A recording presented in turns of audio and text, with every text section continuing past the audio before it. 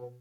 चाहे आप एक छोटे एंटरप्रेन्योर हैं या आप एक मल्टीनेशनल के कॉम्प्लेक्स ऑपरेशंस को मैनेज करने वाले आदमी हैं और आप अपने ऑपरेशंस को एक्सपेंड करना चाहते हैं ग्लोबली, तो ऑफशोर स्ट्रक्चर्स के हवाले से एक बात समझ लें कि ये अब दुनिया की इकोनॉमीज़ को नया शेप देने जा रही है।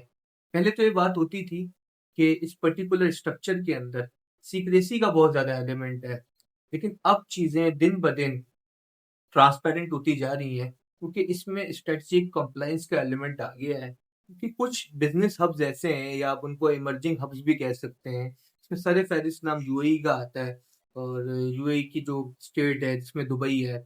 इसके अलावा अगर आप सिंगापुर की बात कर रहे हैं, मॉरिशियस की बात कर लें और एस्टोनिया की बात कर लें, तो बड़ा ट्रांसपेरेंट जो है वो बिजनेस इन्वायरमेंट को एफिशिएंट करने के लिए आपको ऑफर करते हैं और लोग अपनी इन्वेस्टमेंट्स जो है बढ़ा रहे हैं और स्प्रेड कर रहे हैं, उसको एक्सपेंड कर रहे हैं इन ममालिक की तरफ।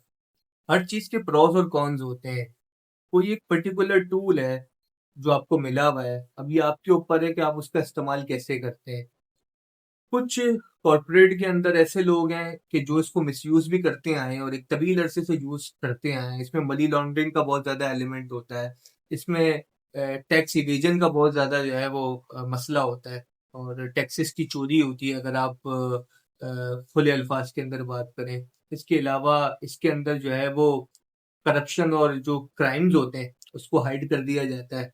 तो ये पूरा स्ट्रक्चर इसके ऊपर खड़ा हो जाता है और लोग इसको मिसयूज करते हैं। लेकिन अगर आप इसके प्रॉस देखें तो इसके प्रॉस बहुत ज्यादा हैं। ये वही मिसाल है कि इंटरनेट है और उसका आप अच्छा इस्तेमाल भी कर सकते हैं, बुरा इस्तेमाल भी करते हैं। एआई है, उसका आप जो है वो पॉजिटिव इस्तेमाल भी कर सकते हैं और नेगेटिव इस्तेमाल भी करते हैं। ये आपके अपने ऊपर डिपेंड करता है कि आप उस चीज का, उस टूल का सही यूज करते हैं, सही उसको यूटिलाइज करते हैं या उसका मिस यूज करना शुरू कर देते हैं। ऑफशोर स्ट्रक्चर के अंदर ग्लोबल ट्रेड के पर्सपेक्टिव से ये चीज बहुत ज्यादा फायदेमंद साबित होती है। इसके अंदर आप इंटरनेशनल कॉन्ट्रैक्ट्स बहुत आसानी से कर लेते हैं। सेकेंडली, आप मल्टी करेंसी बैंक अकाउंट्स खुलवा सकते हैं।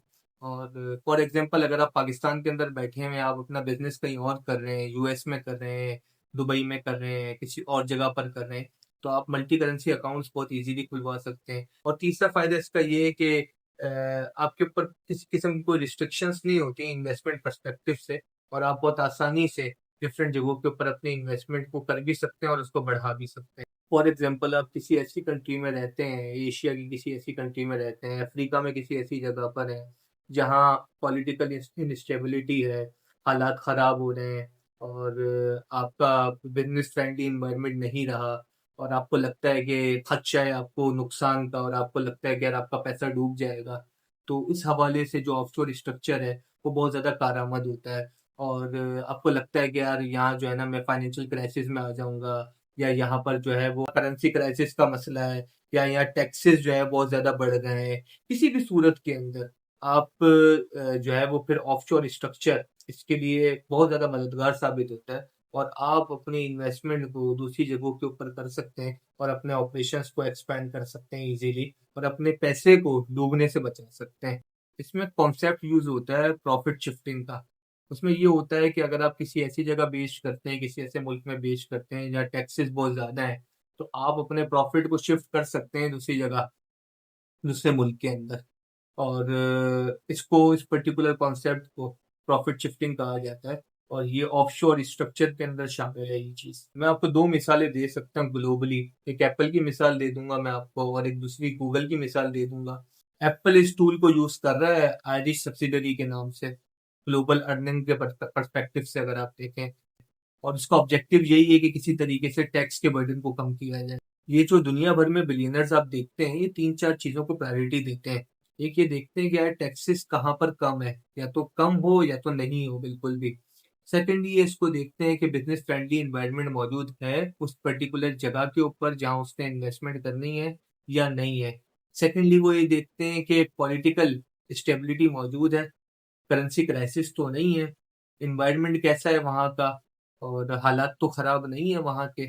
तो ये तमाम चीज़ों को वो नोटिस करते हैं, उसके बाद वो अपनी इन्वेस्टमेंट करते हैं। अगर आप ग्लोबली बात करें तो कुछ रीजन्स ऐसे हैं, अगर हम कैरिबियन रीजन की बात करें तो इसमें कैमान आइलैंड है, बीवीआई है, अगर हम एशिया की बात कर लें तो एशिया के अंदर मलेशिया है, सिंगापुर है और हांगकांग जैसे ममालिक शामिल हैं। सेकंडली अगर हम मिडल ईस्ट की बात कर लें तो यूएई है, यूएई के अंदर रास अल खैमा, दुबई और अजमान जैसे इनकी जगह हैं जहाँ पर बहुत ज़्यादा बिजनेसमैन या आप कह लें कि एंटरप्रेन्योर्स इंटरेस्टेड होते हैं अपनी इन्वेस्टमेंट को बढ़ाने के लिए या करने के।